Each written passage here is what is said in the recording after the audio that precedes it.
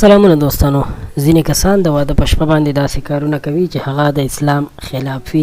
دغه کارونه کوم دي؟ په دې کې یو دوه یا درې داسې کارونه دي چې هغه ډیر خراب او پلیت عمل دی. د دې نه ځان ساتل پکار دي. دا یو معلوماتي ویډیو ده چې تاسو سره شریکو. مهرباني وکړئ دا ویډیو ماشومان مګورئ. په دې ویډیو کې تاسو ډیر تفصیل سره خبرې کوم، نو موږ سره تر اخره پاتې شئ. قدرمنو، کله چې د واده شپه شي نو د واده په شپه باندې هر زلمی دا غواړي چې خپل ښځې سره ډیر ښه په رومانټیک انداز کې ډیر په ښه ماحول کې ګپ شپ ولګوي او خپل ښځې سره د خپل زړه خبرې شریکې کړي. په دې کې ځینې خاوندان داسې هم وي چې هغوی د واده په لومړۍ شپه باندې په خپله ښځه باندې داسې روب داب اچوي او داسې غوسه کوي ورته چې هغه د خپل تاثیر لاندې راولي. خیر، دا خو عامې خبرې دي، داسې هم نه دي کول پکار. خو نن چې تاسو سره کوم تفصیل کومه ویډیو شریکوم نو دا په دې باره کې ده چې یو بدبخته خلک خپلې ښځې سره څه کارونه کړي وو. دا ویډیو ډېره ضروري ده، ضرور یې تر اخره وګورئ. قدرمنو، یو هلک چې ډېر په مینه محبت باندې خپل مېرمن سره خپلې ښځې سره واده شو، د واده په شپه باندې چې کله خپلې کمرې ته ننوتو نو هغه ډیره بد رویه وکړله، ځکه چې هغه فکر کولو چې زه په دې چل باندې خپله ښځه متاثره کوم. بیا د هغې نه پس هغه چې نور کله خپل